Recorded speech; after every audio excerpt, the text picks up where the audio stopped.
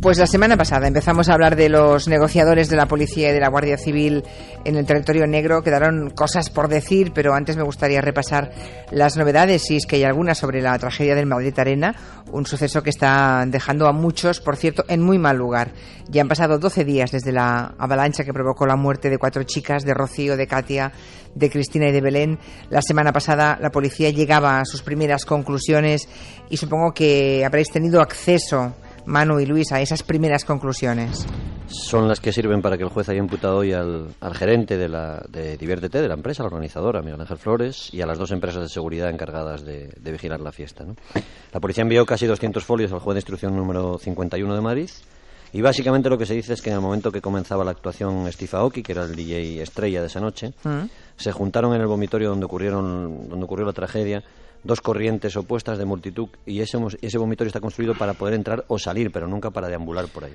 O sea, y esas corrientes que hubo en ese estrecho pasillo, eran de gente que entraba de la pista, supongo, y de gente que salía de la pista, ¿no? Bueno, no exactamente. La policía habla de los que querían salir de la pista porque había demasiada gente, o simplemente porque querían subir a las gradas para ver mejor la actuación de Aoki. Ya. Y por otro lado, la otra corriente, la de los más de 1000 jóvenes que accedieron al recinto, al Madrid Arena, sin entradas, procedentes del botellón que había fuera, y todos ellos se colaron por el mismo acceso. Claro. Se colaron más de 1000 personas. Claro, ¿quién pudo haber evitado esto? ¿Quién debió haberlo evitado, mejor dicho? De momento se están pasando el marrón unos a otros, ¿no? Ya. Los 38 vigilantes de Seguriber, que fue la empresa contratada por Madrid Espacios y Congresos, que es la compañía del Ayuntamiento de Madrid, dueña del Madrid Arena, ¿sí?, dicen que debía haber sido la policía municipal la responsable de lo que pasaba fuera del recinto, ¿no? Pero allí fuera solo había 12 agentes municipales y ninguno de ellos era antidisturbios, ninguno era especialista en este tipo de servicios, ¿no? 12 personas para 10.000. Alguien decidió que aquella noche habría más follón, más problemas en la visita a Madrid del grupo musical One Direction.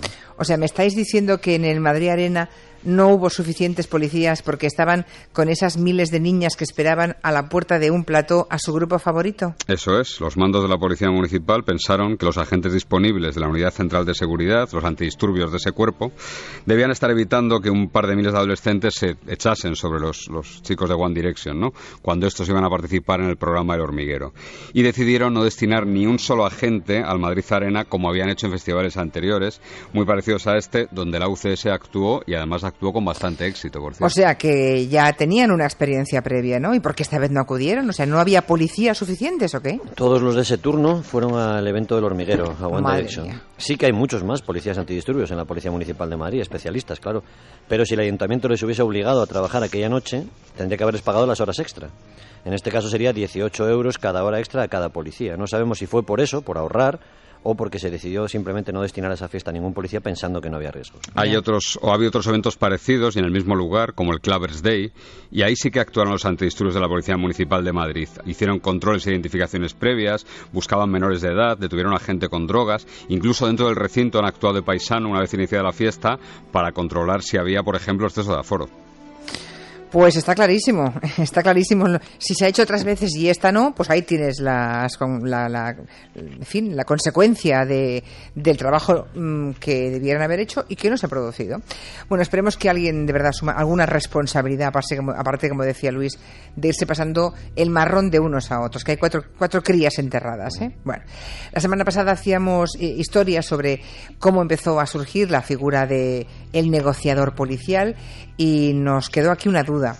¿Eso se aprende? O sea, ¿se puede enseñar a alguien a ser un buen negociador en casos delicados? Sí, como todas las especialidades de la policía española se aprenden. Nuestros expertos negociadores, los que forman el equipo nacional de negociación, que tiene sede en Madrid, asisten, por ejemplo, a cursos en las instalaciones del FBI en Quantico, en Virginia, en Estados Unidos, las mismas donde salía Jodie Foster en El silencio de los corderos, por ejemplo, ¿no? Y ellos, a su vez, instruyen al resto de negociadores que están repartidos por todas las provincias de España. O sea, que existe una red nacional de negociadores en España. Ese es su nombre, precisamente, Red Nacional de Negociadores. Cubren casi todo el territorio español, de manera que cuando hay un incidente, una crisis en cualquier punto de España, casi siempre hay alguien para ocuparse de ella, o al menos encargarse de manera provisional y dar tiempo a que lleguen esos grandes especialistas, los del equipo nacional de negociadores.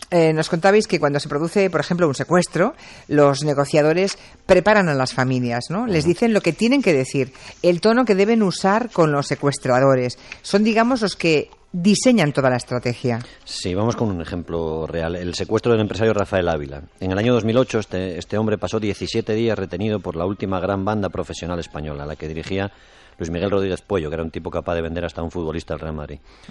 Y de la que formaba parte Raúl Brey, que es primo del actual presidente del gobierno, ¿no? En los primeros días de aquel secuestro, el que era entonces ministro del Interior, Pérez Rubalcaba, habló de más, y ya es raro, y dijo que en el caso estaban trabajando agentes de élite de Madrid, lo que puso en alerta a los secuestradores, que decidieron estar 6 días sin comunicarse con la familia. Bueno, imagino la angustia, claro, pensando en lo peor. Claro, entonces los negociadores hicieron una jugada maestra. Lo que hicieron fue pedir a un hermano del empresario que convocase una rueda de prensa en la que dijese que se sentía desprotegido, que pensaba que su hermano estaba en manos de una banda de colombianos o de tipos de Europa del Este. El engaño funcionó perfectamente y los secuestradores, que eran españoles, salieron de las sombras y conectaron con la familia, aunque eso sí, cambiaron de interlocutor, eligieron a un amigo de la víctima. Los negociadores supieron evaluar perfectamente esa situación, se dieron cuenta de que estaban ante unos profesionales y que estos iban a ser capaces de prolongar el secuestro el tiempo que hiciese falta. Claro, imagino que esto no siempre es así, no siempre los secuestros los cometen delincuentes profesionales. No, de hecho, los secuestros no son ni mucho menos un peligro para la sociedad española, ¿no? Es un negocio que está muy a la baja, digamos. Actualmente casi el 100% de los delitos de este tipo están relacionados con ajustes de cuentas, con el crimen organizado, y la policía española sabe evaluar bien ante qué tipo de secuestradores se enfrentan cada vez, si son profesionales o son aficionados. Bueno, y en estos casos, ¿qué es mejor? La policía siempre prefiere a los profesionales, siempre prefiere tratar con ellos. Ya. Si los secuestradores no tienen un buen plan, no tienen el control de la situación, puede ocurrir como ocurrió en el caso de Anabel Segura, ¿no? Que fue asesinada el primer día del secuestro porque sus captores no tenían ni un escondite ni un plan para cobrar el rescate. En el último secuestro mediático, el de Kevin en Barcelona, aquel que liberaron los Mossos, terrible, sí. Los secuestradores, que tampoco eran profesionales, no tenían plan B. Pidieron 5 millones de euros a la madre, no aceptaron ni negociar la cantidad y tenían instrucciones muy claras y por escrito de matar al niño si no se les pagaba, trocear al gato, decían. Otras veces el plan que tienen los secuestradores pues es más bien frágil. ¿Pero cómo que es frágil? ¿Que tienen un plan para salir del paso? ¿Que tienen un plan a corto plazo? Sí, uno rápido, claro. En el año 2009, por ejemplo, 2 hermanos secuestran a la hija del delegado de Segura en Alicante. Uno de ellos había sido despedido de la empresa muy poco antes, ¿no? Empezaron pidiendo en la negociación 400.000 euros por el rescate y en apenas 24 horas bajaron a 70.000. Su insistencia en que el secuestro tenía que terminar, que no podía durar más que 48 horas, hizo pensar a la policía que el plan no tenía recursos, era muy corto, ¿no? De hecho, los secuestradores tenían a la chica, a la víctima, una chica de 19 años, en un zulo excavado en el monte, donde ella pasó 2 días custodiada por uno de los hermanos. ¿Y salió bien ese secuestro, por cierto? Salió bien porque la policía, otra vez más, hizo una evaluación perfecta de la situación. Detuvieron a uno de los hermanos cuando iba a cobrar el rescate, a unas sabiendas de que la víctima seguía en poder del otro secuestrador. ¡Uy, qué riesgo!, ¿no? Sabían que no eran profesionales y acertaron. El otro tipo liberó a la víctima e intentó escapar. Y ahora cumplen una condena de más de 30 años. Bueno, son secuestros, pero también los negociadores actúan en otras situaciones en las que no hay una persona retenida. Sí, en una, por ejemplo, que no les gusta mucho, esperemos que no estén escuchando, que no les gusta mucho que se hable de ella, como son las extorsiones, ¿no? Este es el único caso en el que la policía hace de actor, digamos, interpreta un papel. ¿A quién interpreta la policía en esos casos? Bueno, las víctimas de las extorsiones son generalmente grandes empresas a las que amenazan, por ejemplo, con envenenar todos sus productos. Uf. Pensemos, por ejemplo, en una multinacional láctea, ¿no? Que recibe una llamada de un tipo que dice que ha inyectado veneno en las botellas de leche o de yogures repartidas en distintos supermercados. Si no le pagan una millonada, dejará que esa leche se venda y provoque víctimas. En estos casos, el policía lo que hace es convertirse en directivo de la compañía en cuestión, aunque también ese papel, lógicamente, hay que prepararlo con todo detalle. ¿También se prepara ese papel? ¿Y cómo lo hacen? Hablando con... En la mayoría de estos casos, el secuestrador, el extorsionador, en este caso, es un empleado, un antiguo empleado de la empresa que quiere sacar dinero, ¿no? Así que el policía que se va a disfrazar, digamos, tiene que estudiar incluso la ubicación desde la que estar hablando. Pues no se daría cuenta, claro. El escalafón de la empresa, el organigrama. Afortunadamente, la mayoría de estos extorsionadores sí que son aficionados y caen generalmente bien pronto. Bueno, hablemos de otra de las situaciones de crisis, por ejemplo, la toma de rehenes, o un caso como el del Salobral, en el que hay un tío armado que se niega a entregarse. Sí, en estas situaciones que para los negociadores son equiparables las dos, son idénticas. Aquí el policía se identifica como tal desde el primer momento, se presenta como policía, se muestra cara a cara con el tipo que está en crisis y cobra especial importancia una de las máximas del negociador. El negociador no es el que habla, es sobre todo el que escucha y en base a todo lo que escucha actúa. Ya, pero aparte de escuchar, imagino que el negociador también tiene que convencer a esa persona que tiene rehenes o que está atrincherado de que abandone su actitud, ¿no? Sí, también habla, pero siempre tiene un fin en presente, ¿no? Que es lograr la rendición o facilitar el trabajo de las unidades tácticas, como se llama el GEO, la unidad de intervención.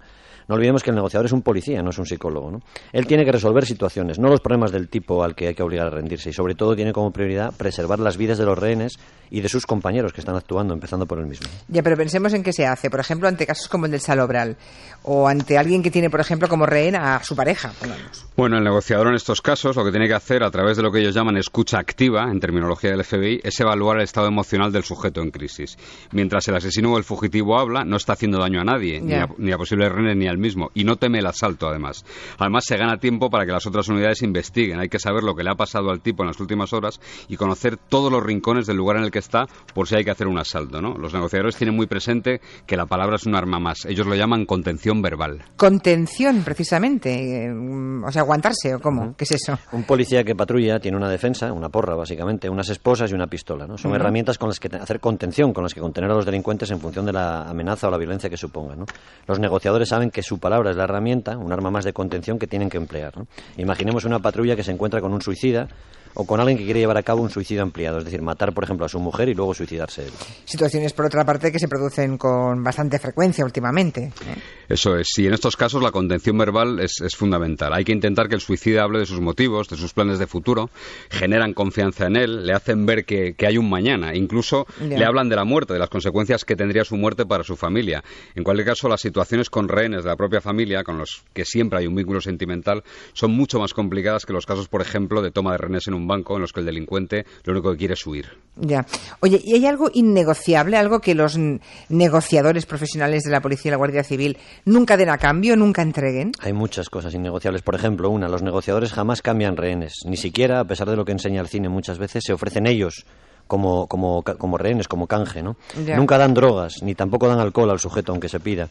Y son elementos que empeoran siempre cualquier situación de crisis, ¿no? Oye, ¿y lo de llevarse a un familiar de la persona a la que intentan convencer, como se hizo en el Salobral, funciona? Porque yo esto en las pelis lo he visto mucho. Eso no es una garantía, es una baza que hay que jugar siempre con mucha cautela. La policía se ha encontrado casos en los que, por ejemplo, un suicida precipitó su actuación cuando para convencerle llevaron a su novia, que fue precisamente quien había motivado el suicidio. Ya. ¿Y lo del minuto de fama, eso de llamar a la prensa, como hizo la poli en el Salobral? En España casi ningún secuestrador quiere salir en un reality show o en un magazine, por suerte, de la tele, aunque los negociadores siempre se lo ofrecen, como aquel tipo que secuestró a un empleado de un banco de Burgos, ¿no? ¿Y qué pasó entonces? Bueno, pues pasó que los periodistas en realidad eran geos disfrazados y cuando le iban a poner el micro en la camisa, el micro de corbata, le dieron un cabezazo que le dejaron cao. ¡Qué bueno! No olvidemos que el objetivo del negociador no es resolverle los problemas al tipo en crisis, sino resolver la situación. Ellos se autodenominan que son cirujanos, ¿no? Ellos van, ven un tumor, lo estirpan y fuera, y ya lo que hagan luego con él es su problema, es problema de otros. Ya. Oye, ¿y cuándo se da por agotada una negociación? Pues como en el caso del Salobral, por ejemplo, cuando el tipo ya no quiere ni siquiera responder al teléfono, no quiere hablar, o como en un caso de ahí hace se años, acabó la conversación. Como en un caso de hace años en Sevilla, cuando el malo, digamos, dejó de negociar porque se fue a dormir, se quedó dormido. ¿A dormir? Sí, era un esquizofrénico. Disparaba todo lo que se movía, decía que tenía un amigo como rehén y él mismo cambiaba la voz para hacerse pasar por su amigo, como Anthony Perkins en Psicosis. Y la cosa acabó cuando anunció que se iba a dormir. La unidad táctica saltó el piso y casi y el tipo despertó en ese momento con los botes de humo y la emprendió a tiros con ellos, sin consecuencias. Bueno, sin consecuencias, afortunadamente. Bueno, pues ya sabemos algo más de la figura del negociador. Hasta aquí hoy en Territorio Negro. Hasta la semana que viene, Luis y Manu. Gracias, adiós. Hasta luego. Hasta luego. Hasta luego. Noticias de las 6:05 en Canarias.